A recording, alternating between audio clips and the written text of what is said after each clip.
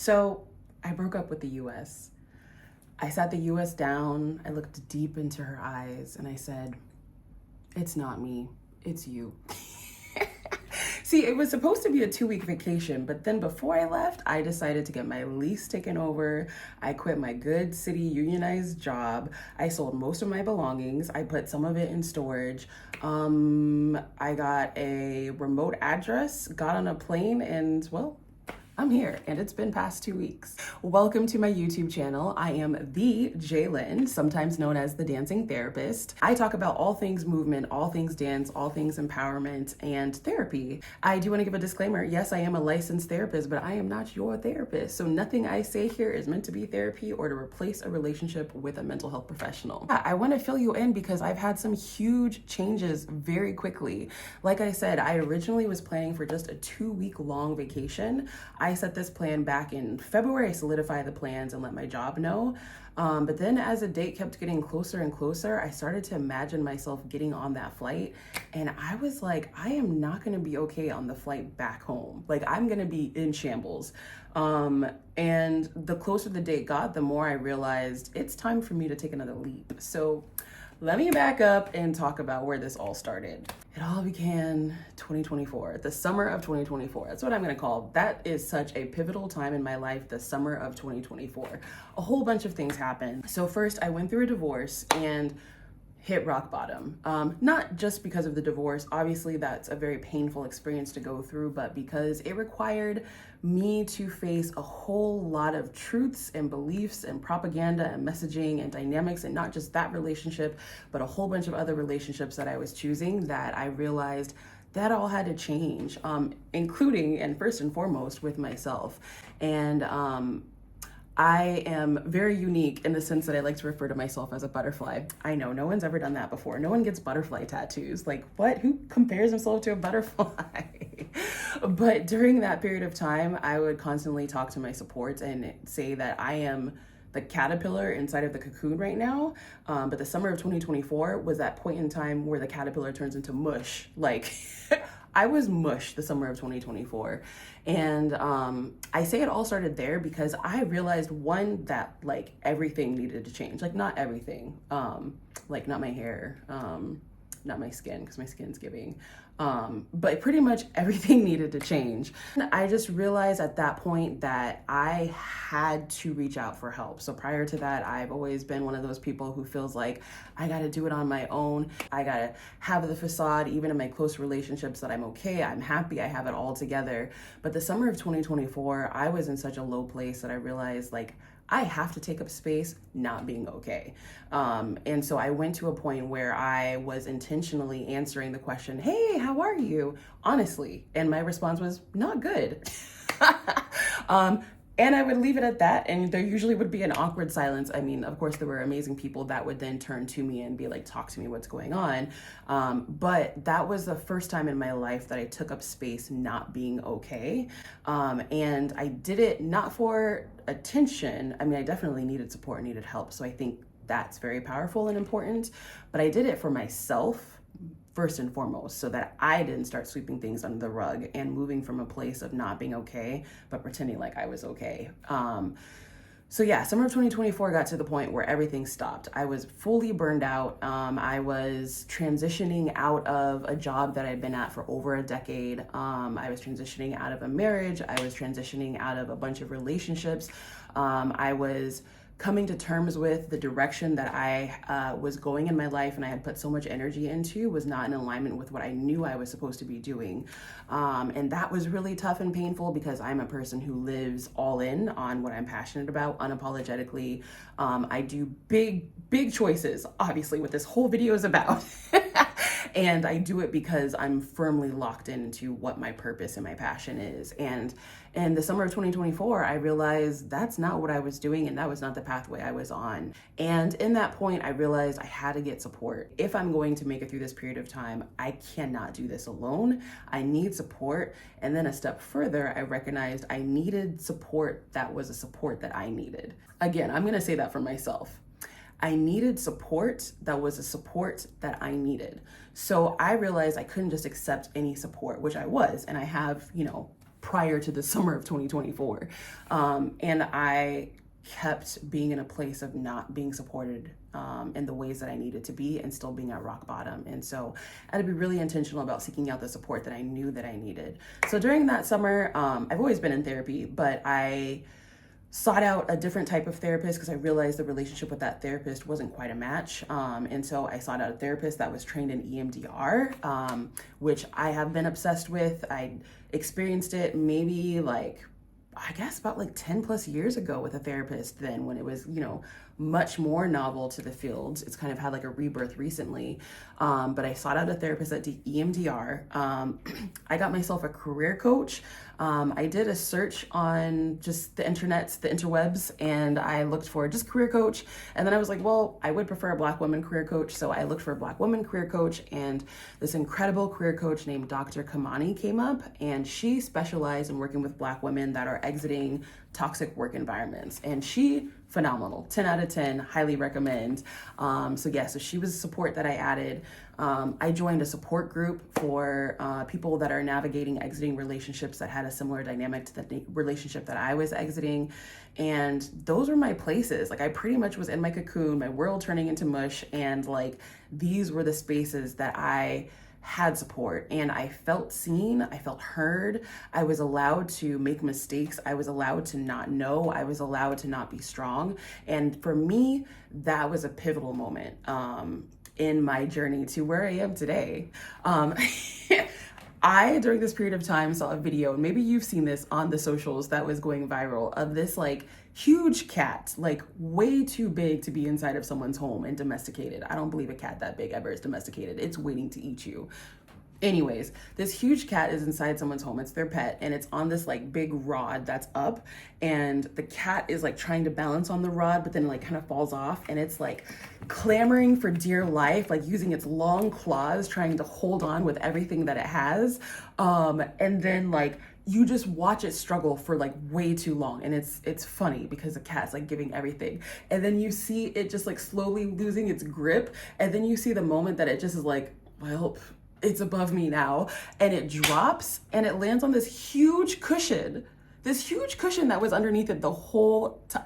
The cushion was there the whole time. And so the video is hilarious, but then I was wow, that video is also hella profound, because there was a cushion there the whole time. And I feel for me, the summer of 2024 was that. I was holding on to dynamics and holding on to people, let's be 100, I was holding on to people and relationships and dynamics and hopes and, approval from gazes that I had no business caring about the approval from, with dear life. And I was fighting and holding and gripping and fighting and gripping and holding. And then I just let go and realized there's this cushion filled with so much support that I can just be, and I can rest, and I can laugh, and I can giggle, and I can chuckle at how silly it was that I was just fighting on that rod up there for so long, when I could have just been here resting and chilling on the most plush cushion known to humankind.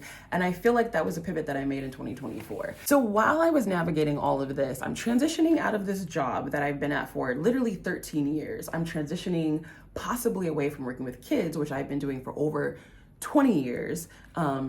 I started when I was 1. So while I'm doing this, I'm also applying for jobs, which applying for jobs is hard. Applying for jobs right now, extremely difficult. Applying for jobs while you're going through a divorce, and applying to jobs while you are questioning everything about yourself, every choice you made, who you are as a human, 0 out of 10, I do not recommend.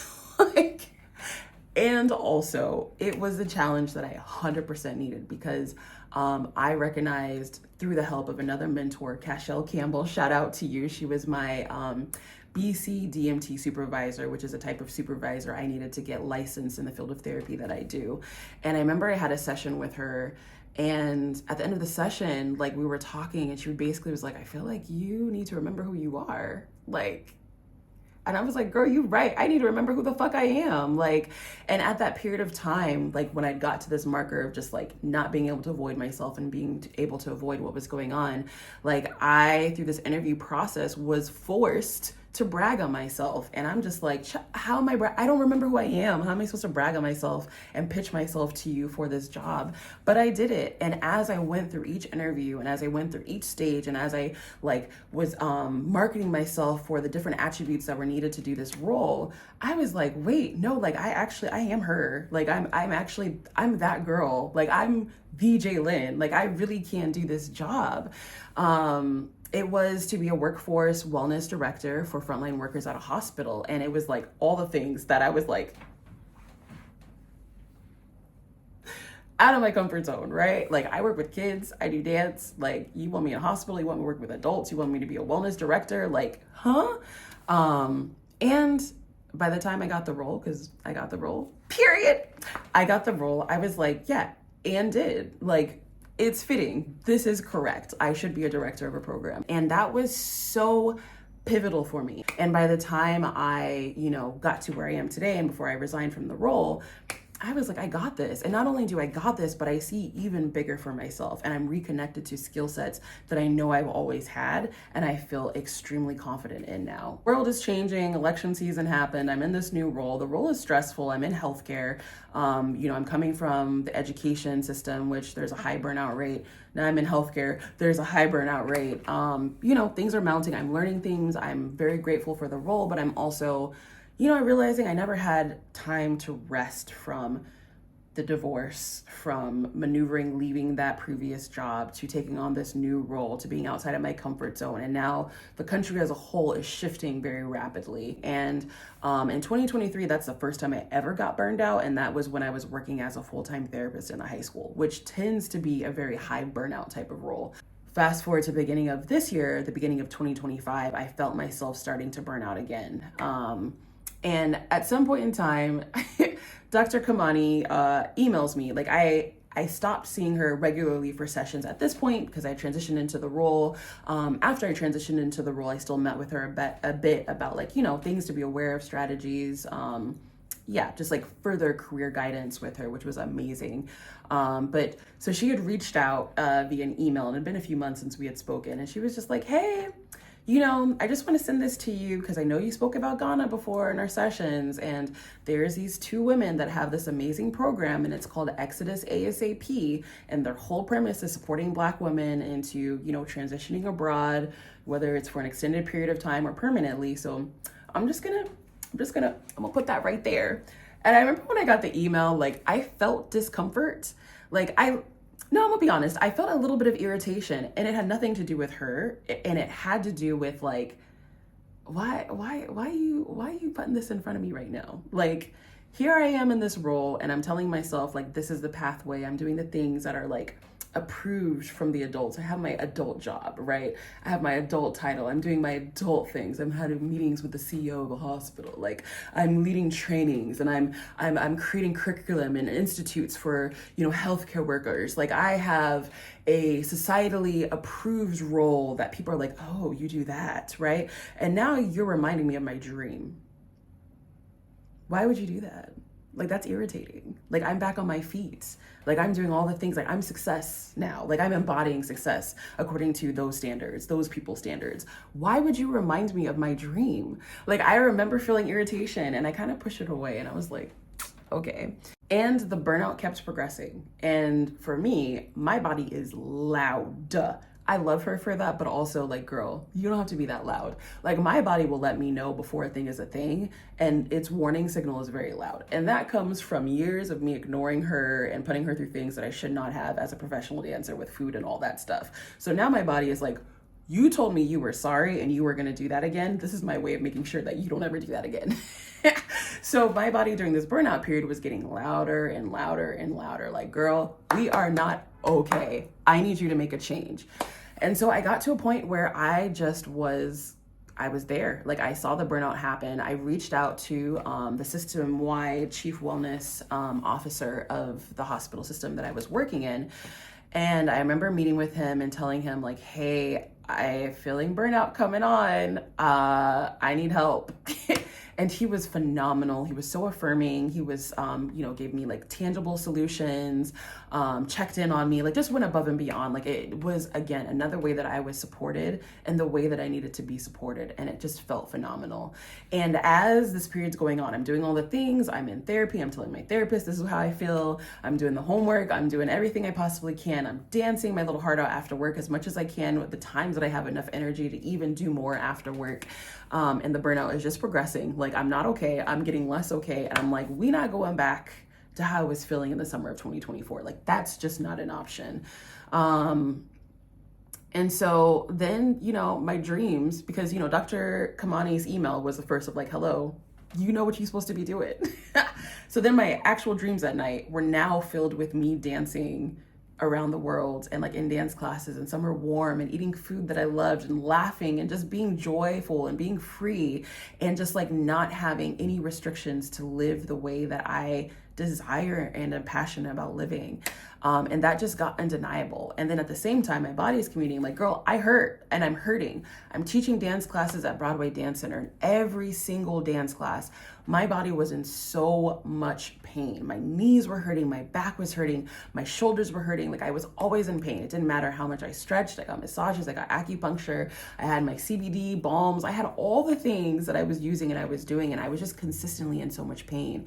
And I would always teach the same routine 2 weeks in a row. And those of you who've taken class with me, I do this. I teach technique, I teach a combination, I teach the same combination 2 weeks in a row. The second week I film, and that's what I normally post on social media. And every time I would come to that second week, and I would just be in so much pain, I'm like, how am I going to be able to execute the choreography that I want to do well enough to even put it on social media and to not be embarrassed about it? Like, my body was screaming, and I got to a point where I just felt frozen. Like I was bed rotting, like often. I would make it to work, I would make it back home, I would sometimes make it to dance class, I would make it to teach now sometimes, because then I was having injuries that were coming up that would take me out from weeks from teaching dance. And I was just getting to a point of like, what is the point of me doing all of this if I'm not even able to dance? For me, that's always been my line. If it's coming to, I can no longer dance, you got the wrong one. Like, I'm gonna see myself out. Like that's a problem. You will never get between me and dance. And that's where it was getting. So the burnout symptoms manifested in my body in a way that was like, girl, we're not gonna be able to do that thing that you love to do anymore. I need you to act immediately. Well, February, prior to me getting to this point, I had booked my trip. I was like, I'm gonna take a cute little trip. I will flirt with the idea of maybe taking a break and living abroad in February of 2026. So this is me February 2025 of this year, right? So I was like, but in October, I'm just gonna book a cute little 2-week trip to Accra, Ghana. I'm gonna take a 2-week vacation. I don't know why I thought 2 weeks would ever be enough. I mean, the flight alone is 10.5 hours and it's a 4-hour time difference. But I was like, no, 2 weeks is enough. Hello? So as time's coming closer and I've burned out, I met with one of my good friends, Cass, Coach Cass. She has amazing programs, Africa with Us. She does trips throughout the continent of Africa. She facilitates them for people visiting. She also has a fitness program with dance. She's phenomenal. So I was floating the idea to her of like, yeah, I have this trip coming up, and she's been this like amazing support about me finding housing, like where did I want to stay, just giving me overall feedback. But over the summer I was like, girl, I think I might actually see if I can just make it a move instead of a trip, because like, one, those flights are not cheap, and two, like the closer I get to it, I keep envisioning myself on the flight back home, and like I know I'm not going to be okay, and it's about to be cold, like, girl. So she was like, all right, okay, like super supportive, answered all of my annoying WhatsApp messages of like, okay, about this Airbnb, da da da da. Like, she's just been so responsive and amazing. And yes, I'm working my way. And then I just like, with all of my supports and all of the messaging and the people in my life that were not allowing me to ignore what my dream was, with my body communicating what it was communicating. So I decided, all right, let me see if I can make October 1st be my move date. And this is 2.5 months out, like 2.5 months out. And there's a whole lot of logistics. Like, for instance, my therapy licensure needed to be renewed. So it expired January of 2026. So I was like, okay, that's why I was saying the February date in 2026 of flirting with the idea of moving, because then I'll be here. I'll be able to renew my license. I don't know why I thought the process was gonna be so involved. It literally was me going to a website and paying a fee, and they were like, here's your updated license. That's all it took. It was 5 minutes, maybe. And that's because my internet was not acting properly for 2 of the minutes. Like, it was the quickest process. Anyway, so I'm getting closer to it. I finally joined Exodus ASAP. Phenomenal program created by Stephanie Perry and Rashida Dow. They have this whole community. They call it Exodus Summit. So it's a community of for Black women, by Black women. And then every October timeframe, they have the actual summit where they teach you skills and they invite speakers and teachers to give you skills and tools to be able to move abroad, live abroad for an extended period of time, have a career break, a sabbatical, whatever it may be. And I joined Exodus ASAP, which is like their program specifically for women that are wanting to move abroad now, right? So I'm at the 2.5 month mark and I finally joined, and it's like everything I needed. Again, it is an addition to the cushion that I needed to be supported in the way that I needed to be supported. They have accountability groups where they check with you about your mindset, about how are you with decluttering and getting rid of all of your stuff? What are you with visas? What are you with deciding where you want to live? What are you with all the possible things you can think of? And even there were so many things in joining that group that I learned that I didn't even know that I didn't know. Like, it's one thing to join, I joined, I'm like, okay, it would be good to have support for these things because I'm not really sure, or it'd be helpful to have accountability in this. But then there were things that I was like, I didn't even know that. Thank you. Now I know, and I'm so happy I do. I got so many tools, and this is one of the biggest things that I got with the support group that I joined in the summer of 2024, is just being in community with other people doing that big thing that you're doing. Because before, when I was doing it by myself, I'm like, am I having a midlife crisis? High key, low key? Is that what's happening right now? But then to be in community with other Black women that are doing similar and the same thing, and to be reflected in that way, it just was like, no, I'm not having a crisis. I'm actually stepping into my greatness and my power and my passion, and I'm being unapologetically me, and I'm giving myself the permission that, one, I'm the only person who's deserving of giving myself that permission, and two, permission that I very much deserve. And I got all of that affirmed and all of that life breathed into me. And then I was able to be in community with them and offer stuff to them too. On my last day, which was the night before I flew out to Ghana, I did a presentation on using movement to support your move abroad. I'm actually going to redo that for this space because it was just so magical. And I got to offer that information and offer my passion. And then I got to literally dance with them during the presentation. And for me, it was the most perfect transition. And so, yeah, that was a very powerful piece of being in community to do this big thing, because so much, especially living in the US where individualism is such a stress and such a focus, where I pull myself up from the bootstraps.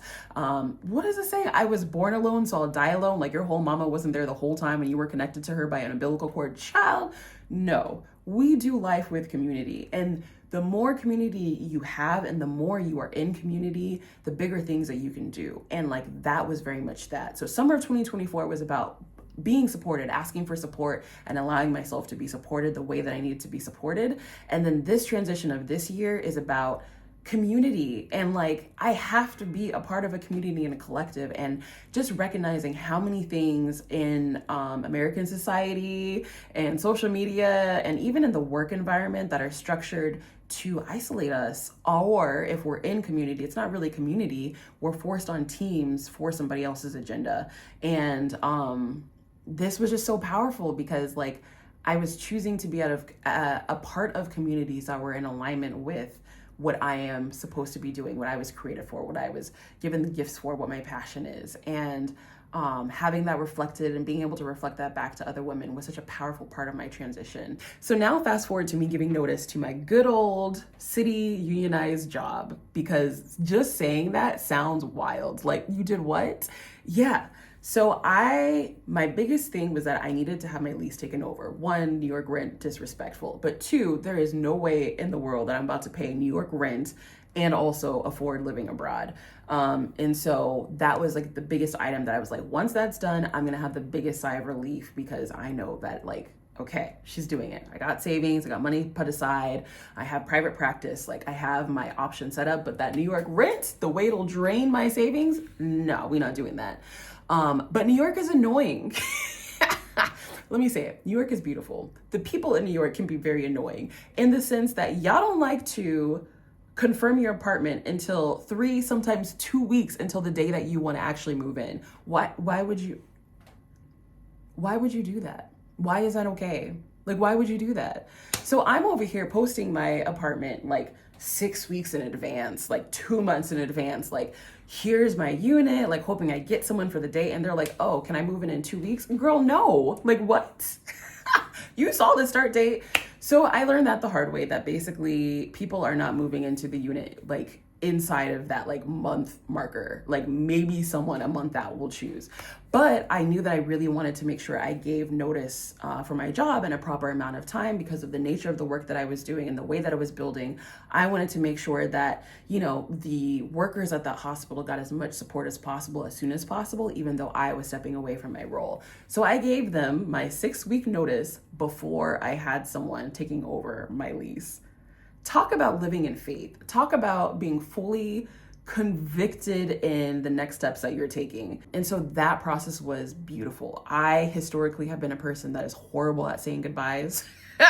I hate goodbyes. I'm getting so much better. My last job that I transitioned from, I forced myself to go through the goodbye process and all of the grief and all of that. And I'm so thankful I did, to have proper closure. And then for this past job, I did the same thing. And even though I cried so many times in front of so many people I did not prefer to cry in front of, I'm so thankful I did. And I know that that was healing for myself, but I know it was also healing for the people that I had the pleasure and gift of working with. And I got on the plane and I came here, and it has now been 21 days of me living abroad. And all I can say is I'm so incredibly grateful that I chose myself. But I will say at the end of this video that the biggest thing for me was that I knew that I needed to go all in on my passion. For me, my passion is dance. And even though me at my big age, you know, choosing to go back to dance and getting my body back to a place where I can dance the way that I want to dance as long as I want to dance may sound like, what is she doing? That doesn't make sense. Like, how she needs to get a real job. She's just going to quit you and move out the country, just be on vacation. Like, that don't make no sense. I know it can sound like that from some voices, but guess what? Those voices mean nothing to me because their worldviews and their perspectives are not the way that I live my life. I know from a very young age with zero doubt what I was put on this earth to do. And I am put on this earth to dance. I am put on this earth to lead. I am put on this earth to shine. I am put on this earth to be a possibility model. I have no doubts about that. In every space that I'm in, I know that's what my purpose is. And it feels incredible to have taken this huge leap to move everything else out to the side and out of the way, and to go all in and pouring into myself, pouring into my gifts, and pouring into my creator-given purpose. Thank you so much for sticking with me for this whole video and hearing my story. I would love to hear if there's anything that stood out about what I said for you in my video in the comments, or you can send me a message. I am going to be creating a healing circle for Black women. It is a movement healing circle for Black women. I'm going to include the link in the description of this video below. So please definitely sign up for the email list on that so that you can hear more information about that coming soon. Anyways, y'all, it's been wonderful speaking to you, and I will see you in the next video.